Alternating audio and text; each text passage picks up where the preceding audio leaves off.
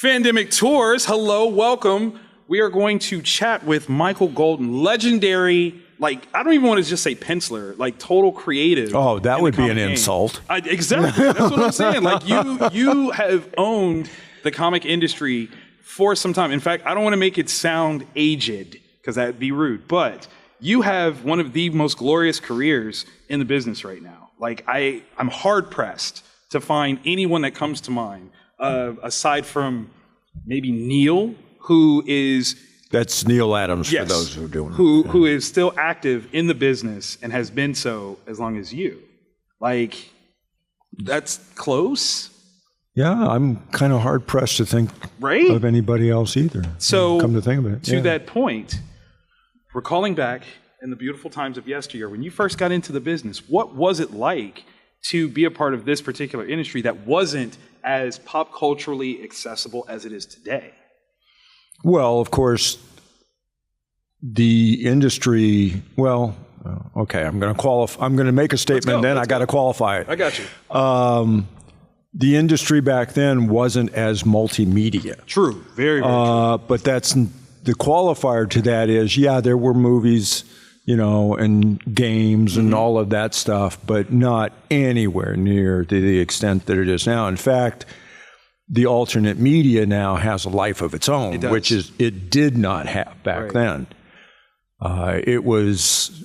Comics was the starting point. And nowadays, comics, I sadly have to confess that it probably doesn't even really play much of a part anymore. People like me, like you said, you want to say legendary, there's a lot of people out there that would say dinosaurs. They better not in my business. Well, in the sense that, okay, you've got a T-Rex roaring through the forest, that's dramatic and deadly. That's right. That's right. Okay.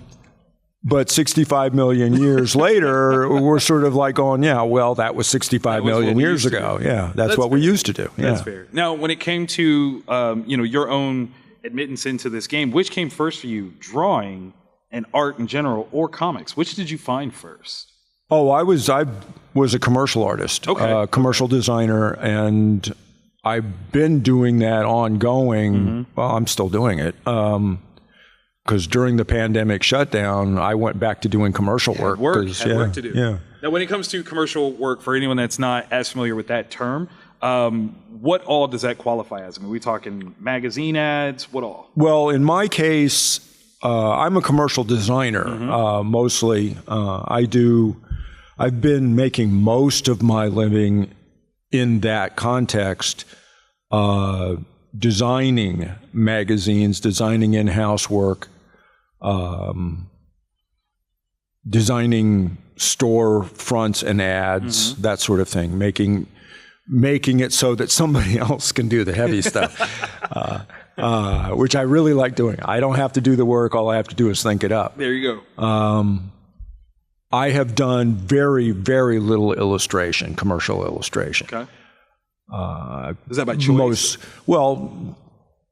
No, it's actually, I'm going to make a statement that we'll get cut out of here afterward. Here we go. Because I was never that much of an artist. I wasn't good enough to be an illustrator. Is this a personal assessment? No.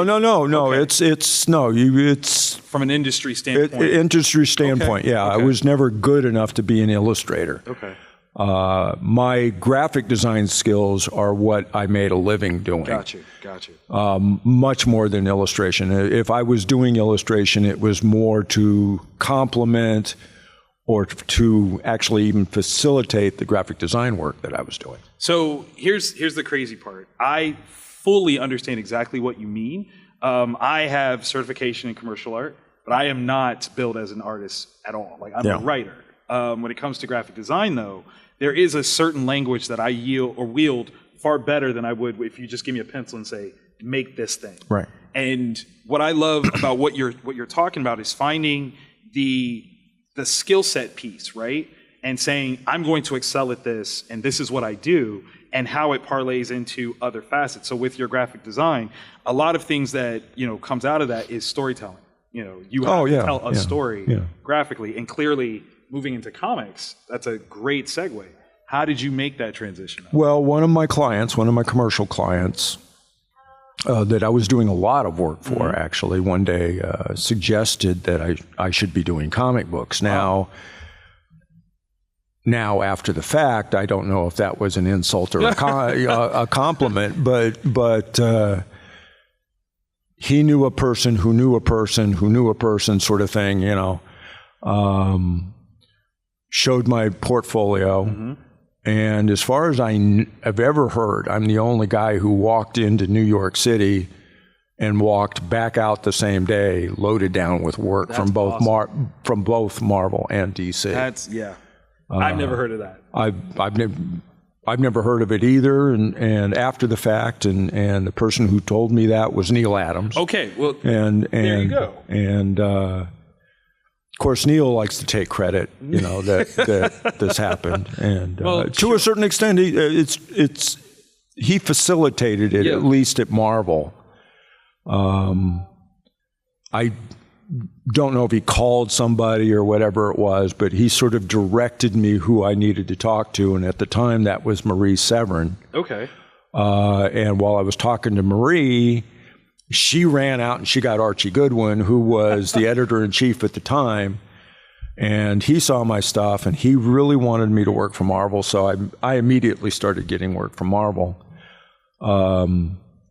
I went to DC first, and they scooped me up right away. That was like at 10 o'clock in the morning, and I left there at noon, and I had a full-length Batman story. Wow. And 2 of the horror anthology stories. Turned right around. I went down to Continuity, which is Neil Adams' outfit, and he said, "Well, you need to talk to Marie." And so I went down and talked to Marie, and it was like 2 o'clock or 2:30, and by 4 o'clock I walked out of there with a Logan's Run story, and a couple of their anthology stories. Oh, and then I forgot, I got fed title page after title page over at DC. Oh, so, man. And as far as I know, nobody else was doing that. And I look back on it now, and I'm going, wow, that's for, I couldn't draw a lick, but, it's like, okay, But what I finally figured out much later on, I went through a period where I wanted to be an artist. Right. Okay. I was getting confused between being a graphic designer and a commercial artist, and being a comic book artist and being a storyteller. I was lumping these all into being an artist. And if you go down on the show floor, they still do that. There's plenty of guys who do this. They are, in fact, separate disciplines. And it took me a long time to figure that out. I was trying so hard to be an artist. I wanted to be an artist. I wanted to have a statement. I wanted to have a style.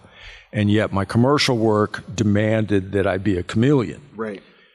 And after a while, even in the comic book stuff that I was doing, after a while, it became very frustrating because I was not an artist. I had to ultimately concede this fact. I was not an artist. I could design like nobody's business. Right. I had an exceptional color sense that nobody else in the business had. Almost to this day, I say I'll still say it to this day, even though I'll get plenty of argument. They're opinions, not arguments. Okay, that's true. Yes. I've learned to shut up on that one. Okay, it's fair. like Right. I guess it was who was it that made the quote? I think it was Michael Moorcock who made the comment about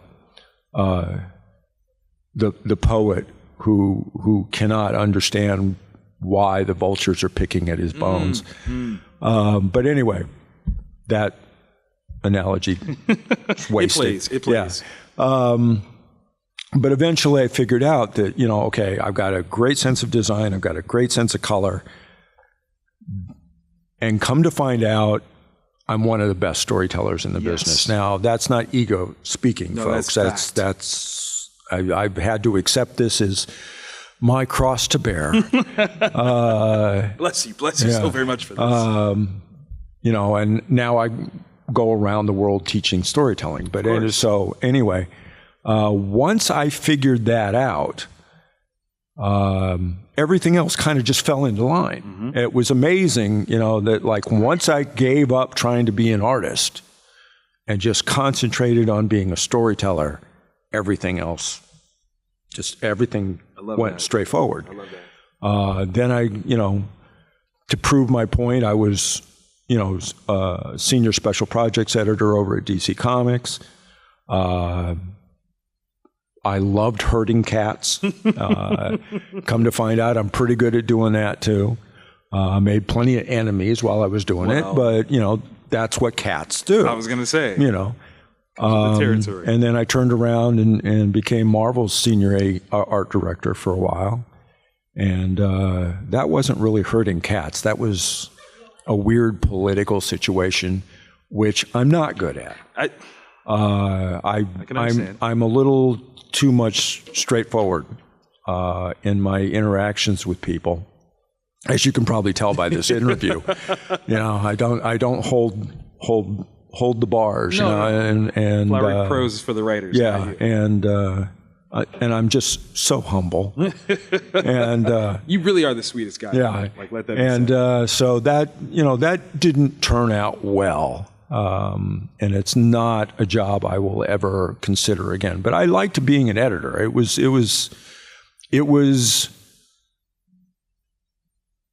an enjoyable challenge to do it. Working with these people and other creative people. I love that. And I was I've been an art director in a couple other jobs. One was for Disney. Mm-hmm. And all of them, it's like I said, it's an enjoyable challenge to do it, you know, and especially when it turns out well.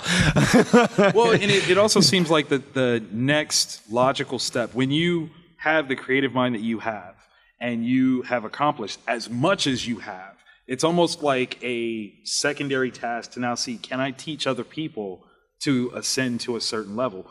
Even if it's just a little bit, can I get you higher? And that speaks to your talent in a huge, huge way. You've had a lot of influences on people. Who are some of your artistic influences? I don't really have any. Really? I'm asked that question constantly. And I know the context of that question. Sure. The question is, well, what makes your art what it is the context of who is your influences. And that's why I say I don't have any. Were there any artists that you compared yourself to? But no, that's what I'm saying. Okay, there we go. That's what I'm saying. I've never taken somebody else's work as a lead for my own. Now, that doesn't mean I work in a vacuum. Of course. There's been, you know, every single job, at pretty much every single job, there's a point where you get stuck. Right. It's like you think you know how to do it, but when you do it, it's like, that's not quite right. And you back up and you sort of like flip through a book, you know, or you watch TV or a movie or whatever, and all of a sudden the light bulb will come on. I do that all the time. My example that I always give everybody, because they know this guy's artwork, is one day I had to do a job that involved a desert scene, or a rocky desert scene. And I was stuck. I was like, well, I was drawing this rocky desert, but it didn't look rocky enough. Okay. All right. And I was like beating my head against the wall on this thing. for like an entire day. And of course, you're on a deadline, so it's not like you get a lot of time to do this. And after a while, it hurts. Right. You know? And Well, hits back. Heavy Metal had just come out. The first couple issues of Heavy Metal magazine had come out, and there was this French artist in there calling himself Mobius. Yes. All right, Jean Girard. And he was doing Airtight. They were reprinting Airtight Garage, and there's a whole section in there where Major Grubert is going through the desert. And I'm flipping through this, and I'm just sort of like wasting time. And then I hit these pages, and I'm going, this is it. This is what I want to do. And so I basically just lifted a panel, you know, for what I needed to do. And therein is the extent of my influences from people. It's like, well, if I get stuck on a job, I'll look at something, Right. or I'll watch something or whatever. There's a scene in the Micronauts, the first issue of the Micronauts, where the lead character comes out of his spaceship, and it's a ramp, and I drew it with the light coming in from behind him, and everybody says, "Oh, you're ripping off Close Encounters of the Third Kind." Wow. And I'm going, no, I hadn't even seen the movie yet. Thank you. I was like, okay, me and Steven Spielberg, we're like this, like buddies, like kumbaya kind of time. Yeah. But okay, so when it comes to being a creative, though, there's a very important lesson to this that you're expressing, which is it's okay to find inspiration in other things, but there also has to be a sense of your own sense of mastery in order to look at someone else's work and still pull what you need. I don't have a problem with people lifting work from other places. I'm a commercial artist. I do this for a living. Okay, I don't do this for satisfaction, self-satisfaction, or some sort of profound validation of myself. I do hold to the Wally Wood School of Art. Don't draw what you can swipe, don't swipe what you can trace, and don't trace what you can cut out and paste in. All right? That's how books were made back in the day, okay? You got to schedule, you got to do it. But the qualifier to that statement is you have got to have the basic skills in whatever discipline you're working in to give it your own work, to make it your own. Right. You see guys who do this, and it's so obvious that they traced it. It's so obvious that they cut it out of a newspaper and pasted it in. That's not what I'm saying. That's not okay. That's called plagiarism. And that's the difference between an amateur and a professional. Yes, yes. And I know a lot of people don't understand how to make that transition, and it comes from, as you're talking Well, they don't understand it because they don't have the skill. Exactly. Right. Like you haven't put in the time, the effort to, make that actual leap, and therefore all you're doing at best is this. When it comes to your sense of design, are there any characters that you feel have like a perfect design? Like in your estimation, you would almost be jealous that you didn't create that design. Yeah. Well, actually, I worked on one. I created Rogue. Yes. All right, from the XMen. And, we won't go into that process. Sure. But for the longest time, she had that green jumpsuit, disco suit, and a product of her time. Absolutely. And then one day, Marvel called me up to do covers for one of the spin-off X titles.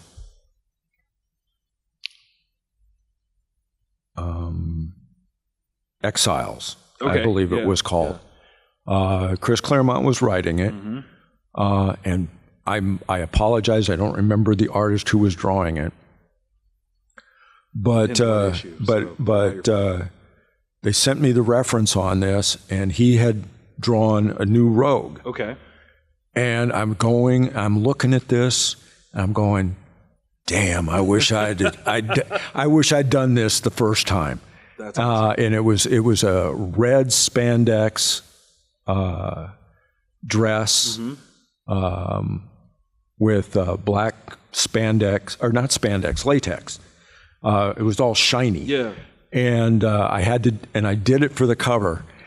And I'm looking at it. Even I impressed myself. I was looking at this and I was going, "This is the way this character needed to look all along." It was a great awesome design. And I met that artist at a show once, and I told him that, and he thought I was messing with it.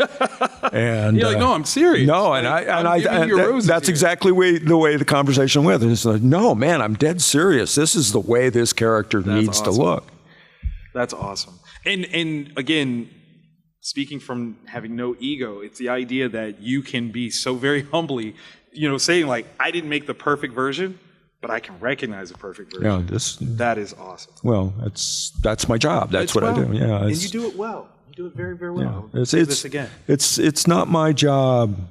It's not. I don't consider it part of my job, or even my life, personal life priority, to say that I'm the best at what I do. I let other people do it, and then I say I do. That's right. You're like, well, I agree with what you said. Speaking of the best, okay, so in your estimation, again, this is a hard one. What has been your best, comic book work? What is the one that you go, you want to know who Michael Golden is on the page? I haven't done it yet. Wow. I haven't done it yet. That is one of the most important things I've ever heard you say. Well, because this industry, because it is ultimately commercial, right? Everything is a compromise. It's one of the things about, let's say, the comic book industry specifically, is that it's compromised from the word go, because you're on a deadline. Right. And you are on a ridiculous deadline. You have to produce a 24-page comic book in 22 days. Period. That's it. There are no leniencies there, other than the editor just holding their breath and hoping that you can get it out the door in time to get it printed. Wow. So from the word go, you're figuring out how to cut corners. And that the readers, and you're trying to cut corners without the readers realizing it, is what it comes down to. Draw this like you could have, right? Golden phoned this one in. Well, chances are I did, folks. Yeah. So it's that can be very frustrating, and that's what that's what you experience all your career, of course, until now. Right. Now it's the Wild West, and I really love what's going on right now since the advent of personal home computers. Yes. I was telling people 40 years ago that if I could do all of this myself, I would. And now I can. You can, absolutely. And two, the major publishing companies are no longer major players. Independent publishers are all over the place. A lot of them are turning out some really good stuff. Of course. And because they don't have the same constraints and priorities that the major publishers do. And people can actually, and now because of these crowdfunding stuff? Yeah, the crowdfunding. Thank you. Crowdfunding stuff.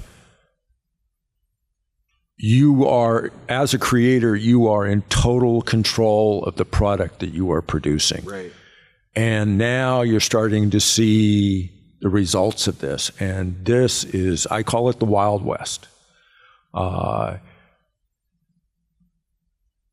As long as you know how to shoot the gun, you can win. You can walk into any saloon and get a drink, and I think this is just great things. Awesome.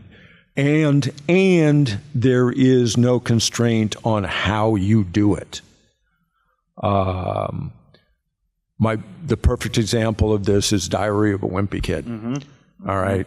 When I first saw that, I was going, God, this is god-awful trash.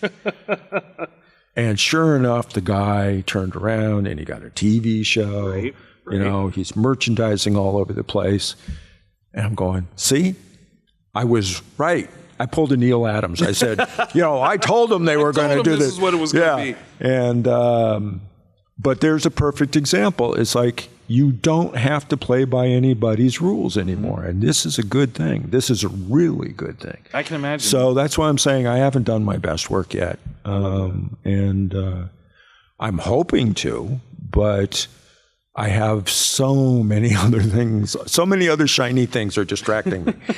And like I said, during the pandemic, during the shutdown, I ended up going back into commercial work. Right. I was doing movie posters and all of this stuff again, and I'm still digging myself out of that one. And that's because you're too good. That's what happens. Like I'm too slow. I say good. Listen, when it's worth it, it's worth the wait, and that's the way it is. Yeah. Commercial work isn't about the wait. That is true. That is true. Everybody's got a deadline, and if you want to go back to the beginning of the conversation, it's like, I'm enough of a legend and been in this industry long enough now that all the guys who are in charge of all this stuff, we're big fans of my work. Yeah, they are. So now they give me all kinds of grace. It's like, no, we really want Michael Golden to do this. And I'm going, but it's going to take me a while to do it. It's like, it's okay. It's okay. We want you to do it. And so I find myself in an interesting position at this point. Of course. When it comes to being in this game, your task is about interpreting a story that's been given to you in a visual context. Who are some of your favorite writers to work with that give you just that good enough meat to kind of lead you? But there's only two. Oh, let's hear. There's only two, Chris Claremont and Gail Simone. Wow. There's only two. Super different in their writing approaches from what I understand. Is there a big difference in how they approach stories? Well, Chris, there's plenty of argument as to whether he's a good storyteller or not. Sure. I found I have no complaints about his storytelling, but what puts Chris on my list is he can write dialogue. He can write characters like nobody else I've ever seen. His characters will bring tears to your eyes, or that he will make you laugh. Yeah.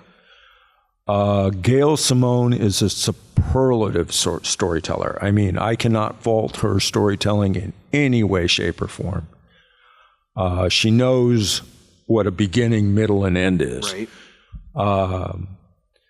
And her characters are very much alive. Maybe not as emotionally impactful as Chris, but everything that I've worked with her on has just been a joy to work with. Awesome. And that's why they're the only two on my list. I love that. From a creative process, how do you go about breaking down scripts and get ready for your side of the production? Do you read it a couple times? What do you do? Well, it's been so long since I've worked with somebody else. Listen, I'll throw my hat in the ring anytime you want to. You say. Well, I'm doing my own stuff now, so it's. So do you hear that? I mean, even in that, how do you? Well, how I work for myself is different from when I'm working with somebody else.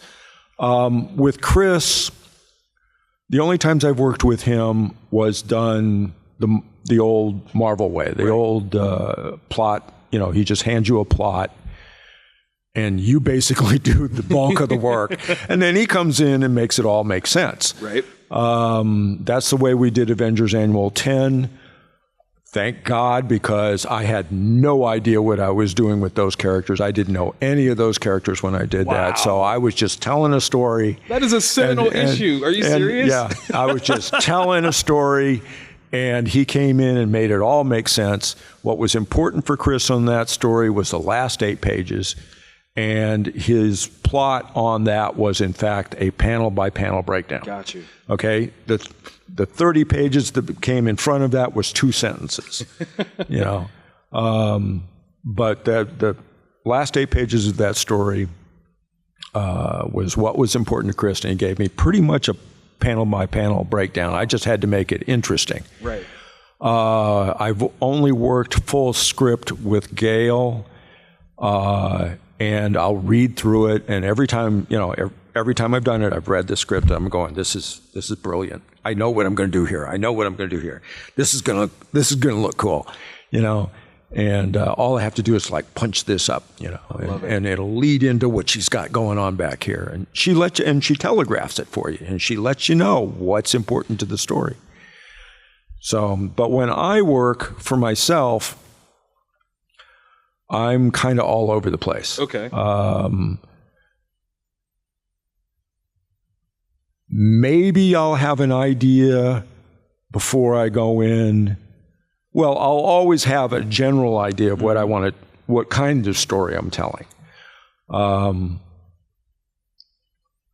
I might end up like kicking it around for a little while, and I spend way too much time thinking about things.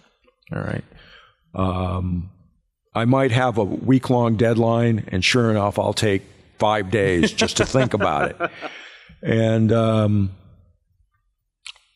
but I'll kick it around for a while until I find the hook. For me, the only reason to do a story is the hook, whatever the hook is. And what I mean by that is, why am I telling this story? Okay, I might have a great little vignette of, you know, some sort of, you know, kernel of a story in my head. You know, wouldn't it be neat, what if, sort of thing. But then once I have that, I spend a great deal of time figuring out why I'm telling the story. If I can't come up with a reason for telling the story, I just throw it away. That's it. It's gone. I won't waste my time with it. But once I get that hook, then I work backwards, you know, because the hook is the climax of the story. Right. It's the reason why you're telling the story. That's what the climax of the story always is. And then I'll work backwards, and then I'll go, well, how do I get to that point? Right. What do I need to begin this story with that's going to open the door to get to the hook? And then you got to figure out how many pages you got to work with. And, you know, I'm cleaning up the ending of Spartan X right now. And Spartan X has seen this very convoluted life. It was originally supposed to be just a 48-page graphic novel. Then it went to, it's going to be an ongoing series of 24-page comic books. Okay, how do we stretch this out? It started with a different writer. Then I ended up taking over. And I pulled an ego on it and said, well, I don't like what this guy did, and I'm going to do it my way. And that was a mistake. And that never Learning worked. Process. Yeah, that never works out well. And then right in the middle of that, it was, well, we need to go in another direction because, well, Jackie Chan didn't want to go in that direction. And then Jackie Chan was no longer involved in the process, because he made the deal with the animation company and took everything that he wanted and went to the animation. And so now here's this, Jackie Chan animation that basically is Spartan X. Right. And so we ended up having to change that. Well, then my commercial art stuff started to pick back up. So I kind of just put Spartan X off on the side. And that's where it's been sitting for 10 years. And then Renee Witterstatter said, well, she's the co-creator of this. She said, well, okay, we need to finish this up. And I said, yes, we do. Even I don't like to just leave things hanging in the wind. Threads, yeah. And I said, well, yes, we do. So that's when I sat down and said, well, okay, in my head I was going, okay, I know where I originally wanted to go with this. Mm-hmm. Okay, so how do I take what we've already done and get there to end it? And I spent a great deal of time figuring that out. Even wrote a script. Okay. Okay, I had it all written out. It was going to be 100 and something pages. Oh, that's girthy. Okay, it was a big thing, and because I had this big thing that I was going to do with it, I wanted to turn it into something that would have its own legs later on. Mm-hmm. Well, okay, that was 5 years ago. All right, so I never got it back on it. And then Renee says, well, and she made the face, and I said, what are you going to do? And I said, well, I've rewritten the whole thing. And she said, no, we're not going to do that. I said, well, it's the only way we can do this, and I explained to her why, and she said, no, we're not going to do that. We're not going to sit around for another 10 years waiting for you to get this done. And good point, I said. Yeah. At which point I said, okay, well, I'll tell you what. Let's end this in one last issue, 24 pages, all right? At which point I had to sit down and just scrap everything that I had already done. Oh, my God. And I did. I scrapped everything. I said, all right, none of this counts anymore. I got to figure out a new ending for this thing. And I did. And I did it in a weekend. I did it in 2 days. I sort of said, okay, well, how do we end it with no dangles? And we come up with one of two answers, and one of the answers is, well, we kill everybody. Oh my God. That's fun. And I seriously gave that thought for maybe a couple of minutes, but the second way is to start at the beginning again. Now, there's been many writers who have done this. Some of the lesser talented writers or lesser imaginative writers would always end it with, oh, it was all a dream. Yes. And then he wakes up. Yeah, and then he wakes up. No, I wasn't going to go there, but I stuck with the idea I'm going to end it where we began. Okay. And once that fell into place, it was just, like I said, from there I worked backwards. I knew I had 24 pages to do it. I sat down and broke it down in a weekend. Right. And it's the new script is all but done. And once I do, in fact, get the time to do it, I'm going to do it just like I would a Marvel comic. Right. I would sit down and I'll do it within like X amount of time. It'll be 1 month for the pencils, 1 month for the inks, 1 month for the colors. Although the colors probably won't take a month. It'll probably just be a couple of weeks. She wants to do a crowdfunding thing on this. Okay. I don't. Really? Excuse me. I don't want to be obliged to the crowd. I want to just get it done. I've seen how the crowdfunding thing works. Yes. And I think it's a brilliant idea. Mm-hmm. But it sort of obliges you, again, to an arbitrary authority, right, being the crowd. They're all sitting around waiting for it. Right. And if you don't get it done within X amount of time, maybe they can't do anything about it, but the crowdfunding source can. Right. Right. At which point I'm going, no, I don't want to do that because my life doesn't move that way. Mm-hmm. Mm-hmm. The advantage I have at being 70 years old is that my experience tells me as soon as I dive into this thing, something's going to hit the fan. At which point I'm going. That's the way. Yes, that's the way life works. So that's why I went ahead and I just, like, it's all set to go. All I have to do is just get on it. Gotcha. I'm looking forward to that. Well, so am I, because I do want to end it. And once I finished the script, I was happy with it. It was like, yeah, this is cool. This works. You know, it's like, and it ends where it begins. And doesn't end at the amusement park, but I mean, all the characters, everything is wrapped up at the end of it. And the very last panel is this funny little thing that is going to make perfect sense for everybody when they see it, and they're going to laugh out loud.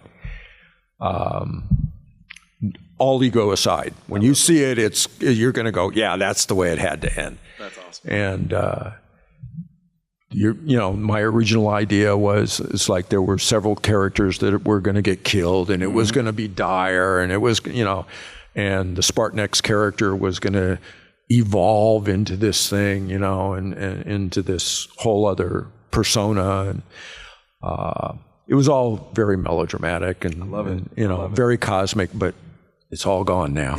You know, now it's just Spartan X. Oh my God. I'm and then right behind it, we've got 3 other projects. Hopefully one of them I'll get done. You will get them all done. I believe in you. We believe in him, right? Absolutely. If you don't mind, Michael, where are you on the show floor in here? Do you have a specific table number that people can find you? See, I was going to give you a snarky answer, yeah. But you beat me to it. Yes, I'm on the show floor. Yes. Behind a table.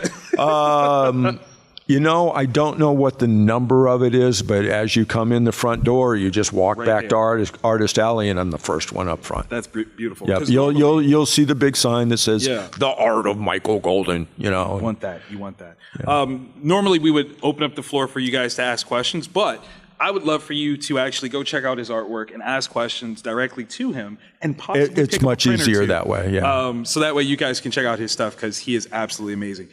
Michael, thank you so very much for your time and your You're quite welcome. Thank you. Fantastic. I like talking to you. I could do it forever. Yeah, the check's in the mail. Well, okay. You know? All right. Sweet.